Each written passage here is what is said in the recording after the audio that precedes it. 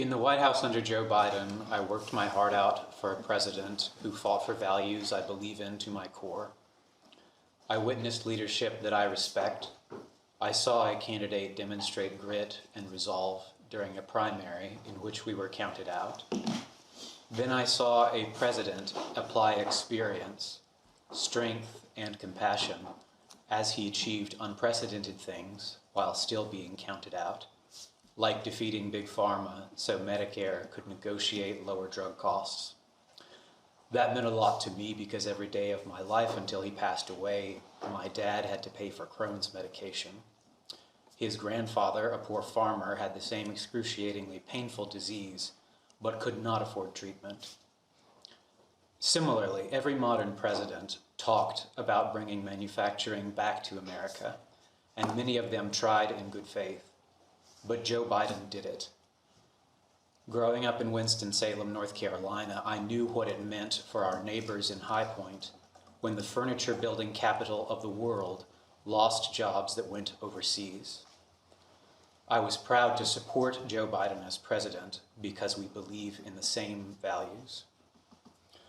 In the White House, it was universally understood that Joe Biden was in charge. That is completely consistent with my personal experience with the president. Now someone else with a very different character is in charge. Every Republican on the Oversight and Government Reform Committee voted to add $3.4 trillion to the national debt in tax welfare for the rich. Now the committee is spending taxpayer dollars investigating Joe Biden, an honorable man under whom the economy performed far better than it is today, while turning a blind eye to corruption under Donald Trump. As illegal tariffs raise the costs that Trump promised to lower, the sitting president is profiting off of the American people. He has sold special access to whomever bought the most of his cryptocurrency. He is illegally trying to take over the Federal Reserve, which Republican economists warn will increase inflation. He accepted a $400 million luxury jet from Qatar, a government that funds Hamas. The president's son, Donald Trump Jr., started a private club called Executive Branch for wealthy people who want to influence the administration. The president pardoned felons who assaulted police officers on January 6th and who intended to kill members of Congress and Vice President Mike Pence. Ghislaine Maxwell, a convicted child sex trafficker and Jeffrey Epstein's top accomplice, was recently transferred to a minimum security facility that the former warden of a supermax prison calls a country club.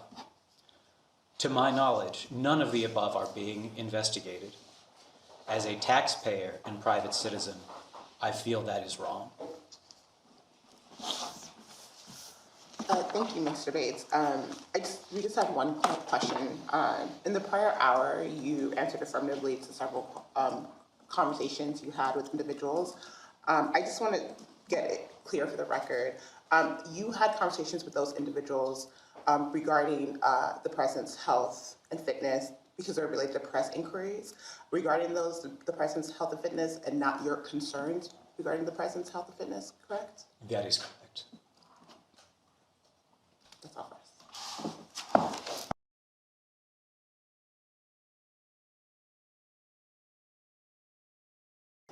Mr. Bates, before we continue on, did you share your opening statement with anyone today before the interview? Other than your counsel? I'm sorry, I didn't hear you. Other than your counsel? My counsel. Do you know if it was leaked to the media? I have not seen any reporting since I have been here. That's not what I asked you. Do you know if your opening statement was leaked to the media? I have not seen my phone or feed since we've entered here. Did you intend for your opening statement to be leaked to the media? I intended for it to be public. Thank you. Did you share it with anyone besides your counsel? My counsel, Anyone besides your counsel? no. It got, I think, brought up briefly in our first hour. Did you ever speak with, write with, or otherwise correspond with Mr. Jake Tapper and or Mr. Alex Thompson to provide details, materials, or background information for their book, Original Sin? I spoke with Alex Thompson. Do you remember when you spoke to Mr. Thompson? It would have been either late last year or early this year, I think. And what did you talk about with Mr. Thompson? We spoke about my belief that while it made sense for us to want to turn the page on immigration practices during Donald Trump's first term that were inhumane, I thought we had been too credulous towards some activist groups when it came to the way we did border security policy. We also spoke about claims he had been given by sources about the president's health and my point of view about those claims. And he briefed me on some sections of the book that dealt with me personally. And what did you discuss as a part of those sections in the book that mentioned you personally? I remember being concerned that part of it could be interpreted as though I communicated to fellow administration officials that it would seem disloyal if they did not do interviews for stories on which I was working. And I asked him, did anyone tell you that they felt in any way pressured by me? And he said no. I'm sorry, before you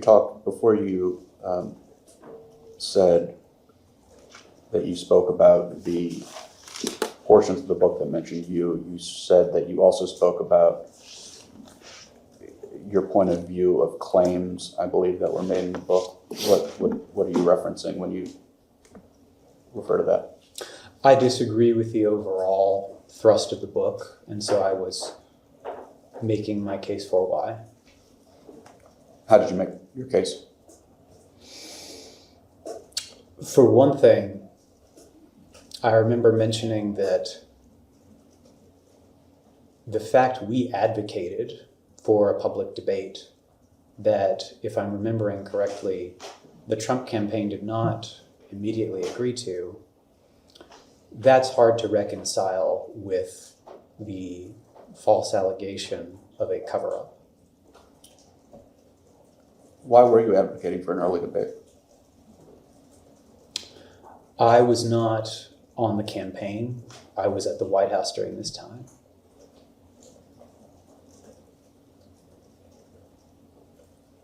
I don't think he meant that he was personally advocating for an early debate. I was aware the campaign was. campaign had done so I because see. that was public knowledge. Were you aware why anybody was advocating on the campaign then was advocating for an early debate? They felt that the president would acquit himself well. I'm sorry, and I'm not trying to be confrontational. I don't understand why the president acquitting himself well lends itself to there being an early debate. That is my understanding, that they thought there would be a contrast between the two that was favorable to President Biden. Is it fair to say that you, in your role in the White House, had been confronting questions from reporters for most, if not all, of your stint in the White House regarding the president's age, health, or ability to do the job? There were questions from reporters each year. Do you think that played a role in the decision to have an early debate? No. Just to clarify, were you a source for the book Original Sin by Mr. Thompson and Mr. Tapper? Not to my knowledge. Just, I want to make sure I'm being clear about the off-record conversation we were just talking about. As far as I know, none of that was used in the book, and I disagree with the overall thesis. Understood. Do you know the name or names of any unnamed sources from the White House that talked with Mr. Tapper and Mr. Thompson? I don't know of who is in full quoted in the book. I have not read the full book. I do know some individuals who spoke with them. Who are those individuals? Mike Donnellan, Steve Richetti.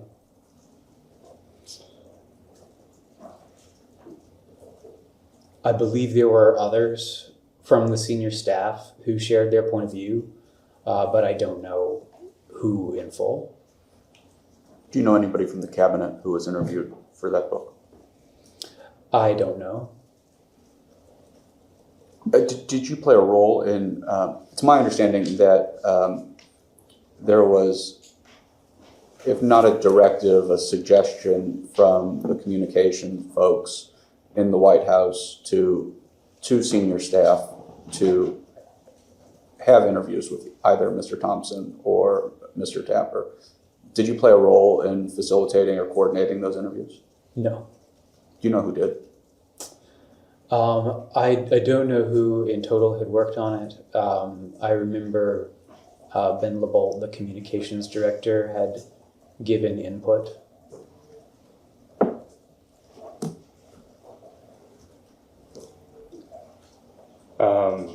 During this time before the book officially came out, do you recall any conversations in the White House about the forthcoming book, Original Sin? Were there discussions about the book amongst the White House staff? Yes. Do you recall who were part of those conversations? I don't know who in total. I spoke to colleagues on the press team, communications team, others with whom I was in regular touch. And who would those people be? Ben LeBolt, Kareem Jean-Pierre.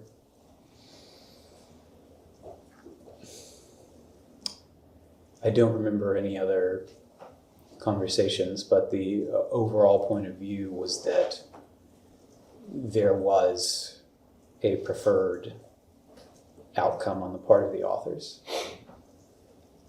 Did anyone inform you or other staff that you're aware of not to speak with Mr. Tapper or Mr. Thompson? No.